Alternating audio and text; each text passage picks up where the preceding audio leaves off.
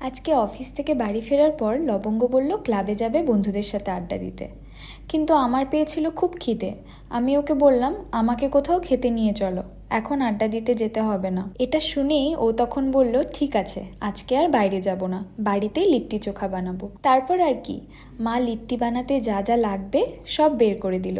I think আমার মতো তোমরাও সবাই এগ্রি করবে যে ঘরে বসে সবাই মিলে নতুন কিছু বানানোর আনন্দটাই আলাদা। আমি যখন আলিপুরদুয়ারে ছিলাম, ও তখন অফিস থেকে বেরোনোর পর প্রায়ই সন্ধেবেলা ফোন করতো আমাকে আর বলতো আমি লিট্টি চোখা খাচ্ছি।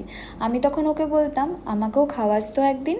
আর আজকে দেখো নিজের হাতেই বানিয়ে খাওয়াচ্ছে। আমরা তিনজন মিলে কাজটা করায় খুব অল্প সময়ের মধ্যেই কিন্তু লিট্টি চোখা তৈরিও হয়ে গেল। দেখো কি সুন্দর লাগছে লিট্টিগুলো, শুধু দেখতেই না, খেতেও কিন্তু অসাধারণ হয়েছিল।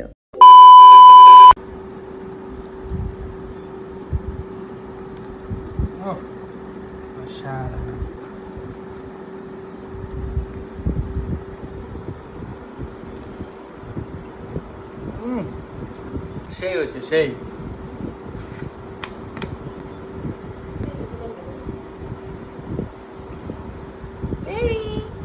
আর এখানে বেরিকে দেখো নিজের খাওয়া বাদ দিয়ে দেখতে এসছে আমরা কি খাচ্ছি। দেখা হচ্ছে অন্য কোনো ভিডিওতে। বাই।